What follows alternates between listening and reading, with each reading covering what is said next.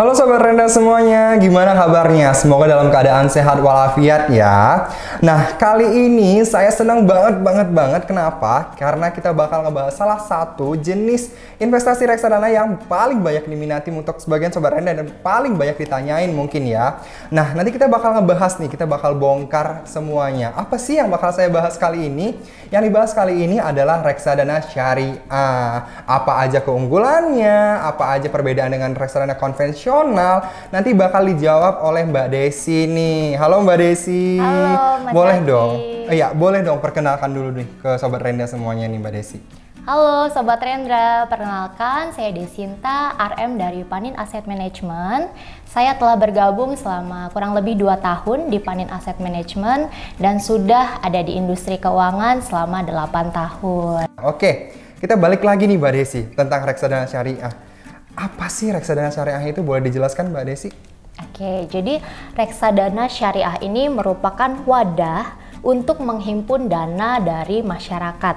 Kemudian dana tersebut dikelola oleh manajer investasi ke dalam efek-efek keuangan. Contohnya seperti saham, obligasi, maupun instrumen di pasar keuangan. Namun tentunya dalam pengelolaannya harus sesuai dengan prinsip syariah. Oke, berarti perlu digarisbawahi sesuai dengan prinsip syariah. Oke, menarik nih. Kalau misal secara umum nih, apa sih yang menjadi acuan investasi dikatakan halal nih Mbak Desi? Iya, jadi sebuah investasi dikatakan halal jika dalam proses penanaman modalnya ini tidak bertentangan dengan syariat maupun kaidah Islam. Nah, kalau di Indonesia saat ini kita memiliki Dewan Syariah Nasional Majelis Ulama Indonesia yang memang dibentuk dalam rangka mewujudkan aspirasi umat Islam dalam menerapkan syariat-syariat Islam di bidang perekonomian maupun keuangan gitu. Oke, berarti udah dikemas sedemikian rupa sesuai dengan syariat Islam pastinya ya. Oke, ini menarik banget nih. Kan ada reksadana konvensional kayak reksadana pasar uang dan segala macamnya. Apa sih yang menjadi perbedaan antara reksadana syariah dengan reksadana konvensional nih Mbak Desi?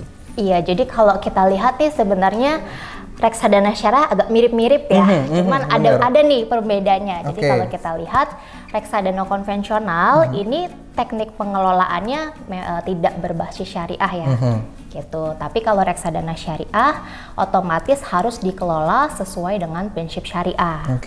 Kemudian untuk reksadana konvensional, isi portfolionya ini berupa efek seperti saham, obligasi, dan instrumen pasar uang.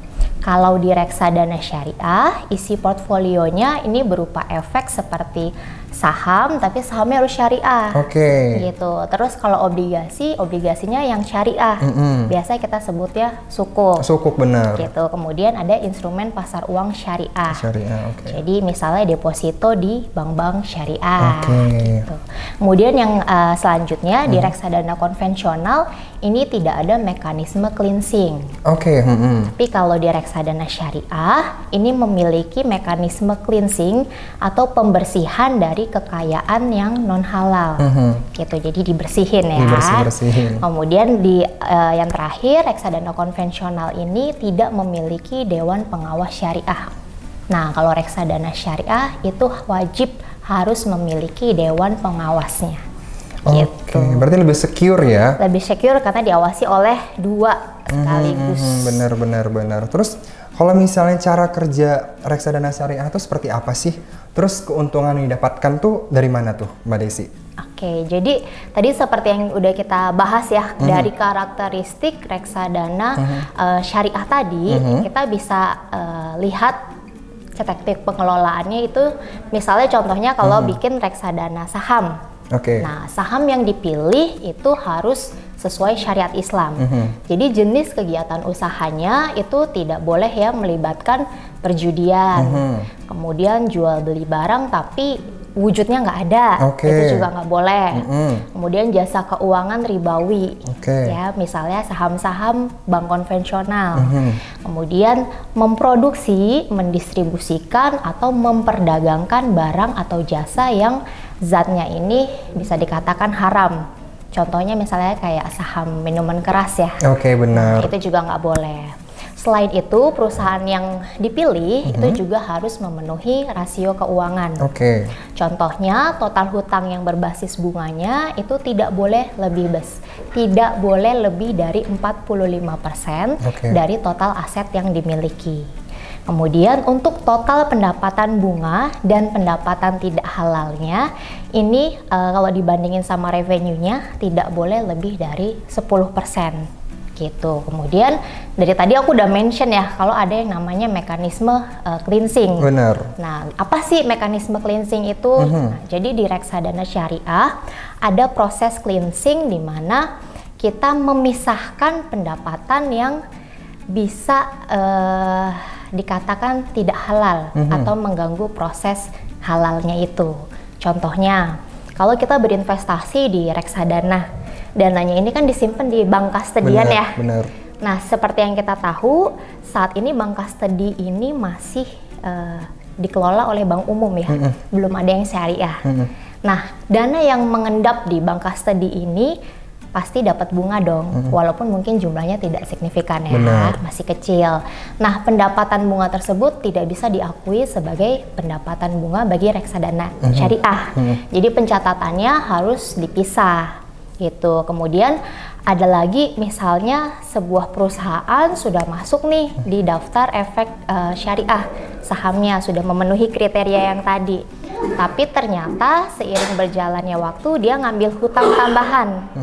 Jadi hutangnya ini dari yang sebelumnya di bawah 45% naik jadi di atas 45%. Berarti kan sudah tidak memenuhi kriteria ya. Jadi sahamnya harus dihapus dari daftar efek syariah. Nah, itu nanti dihapus oleh OJK dan Bursa Efek. Kemudian MI tentunya harus menyesuaikan nih portfolionya. Harus ngeluarin juga isi sahamnya itu. Nah, pada saat pengeluaran ngeluarin saham tersebut, ternyata harga sahamnya naik. Berarti ada keuntungan lagi nih. Benar. Nah, keuntungan ini juga tidak bisa kita akui. Jadi kita catat secara terpisah. Jadi dana-dana tersebut disebut dana hasil cleansing. Dananya nanti akan dikumpulkan jika jumlahnya sudah signifikan, biasanya akan dialihkan untuk diamalin. Gitu. Terus kalau misalnya keuntungan nih Mbak, dari mana sih reksadana syariah ini dapatnya keuntungannya? Jadi keuntungan dari reksadana syariah ini nggak jauh beda ya, bisa dibilang sama dengan reksadana konvensional. Jadi contohnya keuntungannya ini berupa capital gain. Misalnya seorang investor ini berinvestasi di produk reksadana syariah saham X senilai 100 juta. Nah, waktu dia beli reksadana, harga NAB-nya saat itu 1.000. Kemudian saat dia melakukan penjualan reksadana, NAB penjualannya jadi 1.500. Nah, berarti kan ada selisih tuh dari 1.000 ke 1.500. Maka keuntungan yang didapatkan itu 50 juta dari si modalnya tadi ya, 100 juta. Gitu. Oke. Berarti cukup ya, tergantung lagi nih Sobat Renda mau kayak gimana. Kalau misalnya reksadana syariah seperti itu tadi Mbak Desi udah jelaskan keuntungannya dapat dari mana dan segala macamnya. Kalau misalnya pertanyaan selanjutnya nih Mbak Desi, apa aja sih jenis-jenis reksadana syariah? Boleh dijelaskan ke Sobat Rendra? Iya, jadi kalau kita melihat POJK nomor 33 di tahun 2019, reksadana syariah adalah reksadana sebagaimana dimaksud dalam undang-undang mengenai pasar modal dan peraturan pelaksanaannya yang pengelolaannya tidak bertentangan dengan prinsip syariah di pasar modal. Jadi berdasarkan definisi tersebut, maka setiap jenis reksadana itu bisa diterbitkan sebagai reksadana syariah. Nah, jenis-jenisnya seperti yang umumnya kita tahu ya, ada reksadana pasar uang, berarti bisa diterbitkan menjadi reksadana syariah pasar uang. Kemudian reksadana syariah pendapatan tetap, reksadana syariah campuran, reksadana syariah saham, dan reksadana lainnya. Gitu, selama sesuai dengan peraturan POJK tersebut. Oke. Berarti ada reksadana, berbagai jenis reksadana syariah lah ya. Balik lagi nih Sobat Renda, tujuannya apa, profil resikonya kayak gimana, baru disesuaikan dengan jenis reksadana yang mau dipilih tadi. Kalau kita ngebahas reksadana syariah nih, apa aja sih kelebihannya Mbak Desi? Boleh dijelaskan? Iya, jadi kelebihan berinvestasi di reksadana syariah yaitu halal. Jadi kalau kita melihat orang yang berinvestasi pada instrumen keuangan yang berbasis syariah, rasanya yang dicari bukan hanya keuntungan atau mencari produk investasi ya, tetapi juga mereka ini investor yang memperhatikan prinsip-prinsip syariah Islam gitu. Nah, keuntungannya yaitu tadi halal ya kan, karena menggunakan prinsip pengelolaannya ini investasi syariah, sehingga investor dan penanaman modalnya akan terjamin dengan perputaran uang yang halal. Kemudian diawasi 2 lembaga sekaligus oleh OJK dan Dewan Pengawas Syariah. Kalau OJK ini fungsinya menjamin keamanan investasi dari fraud, sedangkan si Dewan Pengawas Syariah ini bertugas menjamin kehalalan investasinya. Wow, lebih secure lagi nih berarti. Lebih secure lagi ya. Kemudian keuntungannya lagi secara jangka panjang. Jadi kalau kita bicara investasi di reksadana saham syariah. Nah, tadi kan udah disampaikan ya, kalau sahamnya ini sudah difilter melalui rasio keuangan, di mana artinya rasio keuangan tersebut menunjukkan bahwa kondisi keuangan perusahaan tersebut sehat, karena tadi total hutangnya tidak boleh lebih dari 45% dari total asetnya. Kemudian bisa membersihkan aset atau cleansing yang tadi udah di-mention ya. Jadi cleansing ini kan proses pembersihan atas aset-aset yang tidak menggunakan prinsip syariah. Tujuannya adalah menjaga dan melakukan proses pembersihan produk dari riba. Jadi dari proses cleansing ini, sebagian uang nggak langsung masuk ke pemilik modal, tetapi akan diarahkan pada hal-hal yang bersifat amal gitu. Jadi daripada kita ribet ya, ngelola sendiri harus melakukan pencatatan terpisah, filter lagi. Nah, ini sudah dikelola dengan aturan yang jelas gitu ya. Jadi dipastikan halal lah ya. Halal pastinya ya. Oke, terus kalau nih Mbak Desi, aku mau nanya lagi nih. Ini kan pertanyaan bagi Sobat Renda, pasti pertanyaan ini mewakili banget nih. Kira-kira apakah reksadana syariah ini tepat sebagai untuk pilihan sebagai investor pemula nih? Tepat banget ya. Nah, kenapa tuh? Tentu bisa dan tepat banget bagi investor pemula. Jadi mungkin kalau kita baru mau mulai investasi, kita kesulitan ya. Banyak banget nih produknya. Bener. Ada saham A, saham B, ada sukuk ini, ada obligasi ini. Mana sih yang harus kita pilih ya? Dengan berinvestasi di reksadana syariah, rekan-rekan sekalian nggak usah pusing karena semua dikelola oleh manajer investasi. Kemudian manajer investasinya juga ngelolanya berdasarkan prinsip syariah tadi. Jadi sesuai dengan kebutuhan Sobat Rendra sekalian gitu yang mencari produk berbasis syariah. Dalam berinvestasi tentu kita juga perlu mengenal nih profil resiko kita, tujuan investasi, juga time horizon.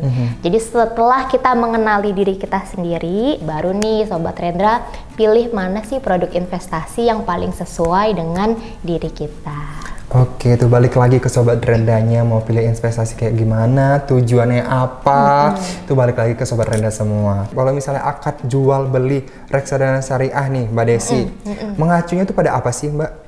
Oke, jadi secara umum ya, kalau akad yang ada di reksadana syariah itu ada 2. Yang pertama ada akad wakalah. Jadi ini merupakan akad di mana salah satu pihak memberikan kuasa kepada pihak lain untuk melakukan tindakan yang diperlukan atas nama pemberi kuasa. Nah, berdasarkan akad tersebut, penerima kuasa akan menerima imbalan. Jadi singkatnya, melalui akad tersebut, manajer investasi ini mendapatkan kuasa dari investor untuk mengelola reksadana syariah berdasarkan prinsip syariah. Ada juga akad mudharabah. Nah, itu merupakan akad di mana seorang memberikan hartanya kepada orang lain untuk dikelola dengan ketentuan nanti kalau ada keuntungan atau kerugian, nah itu akan dibagi di antara kedua belah pihak sesuai dengan syarat-syarat yang disepakati. Oke, wow, itu ada 2. Tadi udah dijelaskan Mbak Desi, ada Wakala, ada juga Mudharabah ya Mbak Desi ya. Terus kalau misalnya sendiri nih, mau berinvestasi reksadana, jadi nggak usah khawatir lagi. Jadi akad jual belinya udah ada, acuannya udah aja. Jadi nggak usah ragu lagi dan nggak usah takut lagi. Oke, aku mau nanya juga nih, apa aja sih Mbak Desi nih ya manfaat yang diperoleh dari investasi reksadana syariah? Terus returnnya cenderung stabil apa enggak nih dibandingkan konvensional? Oke, jadi manfaat yang kita peroleh yaitu namanya ini produk investasi.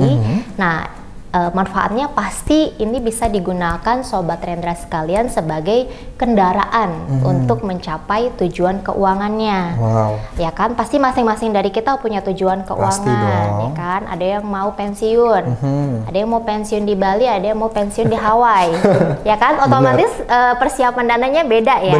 Benar. Terus kendaraan yang digunakan juga beda. Benar. Ada yang bisa naik mobil, ada yang harus naik pesawat. Jadi tingkat kecepatannya beda. Nah, itu yang harus tadi disesuaikan ya dengan risk profile. Jadi produk reksadana syariah ini manfaatnya bisa menjembatani kebutuhan-kebutuhan tujuan investasi Sobat Rendra sekalian. Kemudian kalau untuk return dari reksadana, nah ini sebenarnya tergantung dari underlying si reksadana tersebut.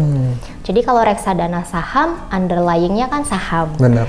Jadi secara umum kalau kita lihat berinvestasi di saham ini ada potensi keuntungan yang lebih besar ketimbang misalnya dibandingkan dengan sukuk atau obligasi gitu.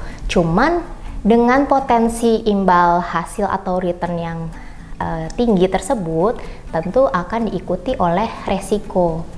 Jadi Sobat Rendra kalau mau ada peluang potensi return yang tinggi ya harus siap menghadapi resiko misalnya volatilitas harga ya kan, ada koreksi, ada merah dikit, jangan panik gitu ya. Begitu juga sebaliknya kayak gitu. Kalau kita sukanya ya yang penting tidur nyaman ya, nggak mau kebangun investasi yang aman-aman aja, nggak apa-apa naiknya sedikit-sedikit gitu. Nah itu kan tinggal disesuaikan aja, berarti nanti pilihnya misalnya reksadana pasar uang atau reksadana pendapatan tetap. Oke. Berarti balik lagi ya, semakin tinggi return yang didapatkan, semakin tinggi juga resikonya. Iya, high return harus ya. Bener. Terus nih kita udah panjang kali lebar nih Mbak Desi. Kira-kira apa aja sih produk dari Panin Asset Management yang berbasis reksadana syariah? Iya, untuk produk dari Panin Asset Management yang ada di Poems ID itu ada 2. Ada 2. Untuk reksadana saham kita punya Panin Dana Syariah Saham. Kemudian untuk reksadana pasar uang kita punya Panin Dana Liquid Syariah. Oke, keduanya itu udah bisa dibeli ya untuk Sobat Rendra semuanya melalui aplikasi Poems ID for Funds. Oke, kita lanjut lagi nih Mbak Desi nih. Aku masih pengen kulik-kulik lagi nih. Terus kan masih banyak yang orang bertanya-tanya nih, boleh nggak sih aku misalnya non Islam gitu pengen berinvestasi di reksadana syariah gitu. Apakah gimana tuh Mbak?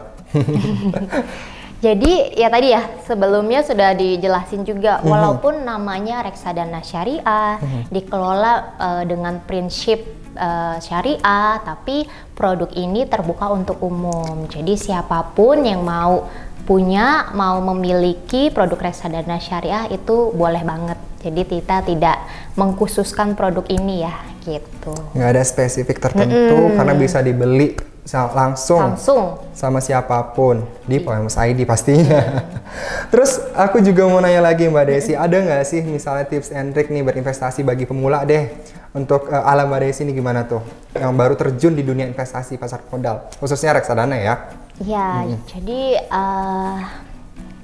untuk memaksimalkan hasil investasi ya. Kadang orang baru invest tuh mikirnya, aduh gimana ya biar untungnya cepet. Untungnya untungnya cepat terus tinggi hasilnya, bunganya tinggi atau imbal hasilnya tinggi atau capital gainnya besar. Nah sebenarnya yang perlu kita perhatikan balik lagi tadi kepada risk profile kita, tujuan keuangan kita, kemudian time horizonnya. Jadi kalau kita sudah tahu 3 ini, baru kita bisa memaksimalkannya. Misalnya time horizonnya masih untuk prepare dana pensiun 10-20 tahun lagi. Berarti kita punya jangka waktu yang panjang nih gitu. Untuk kalau kita taruh di reksadana pasar uang kayaknya kurang maksimal deh ya kan. Karena hanya diinvestasikan di deposito ya kan, di sukuk yang udah mau jatuh tempo gitu. Nah, Sobat Rendra sekalian bisa pilih produknya itu ke reksadana saham syariah gitu. Jadi supaya potensi keuntungannya, returnnya dalam jangka panjang itu bisa lebih terlihat gitu. Atau kalau boleh aku kasih rekomendasi gitu. Rekomendasi buat Sobat Rendra kalau udah tahu nih, oh aku risk profile-nya risk taker, agresif banget. Nah, Sobat Rendra bisa mengalokasikan portfolionya 50-70% pada aset yang agresif seperti reksadana saham ataupun reksadana campuran.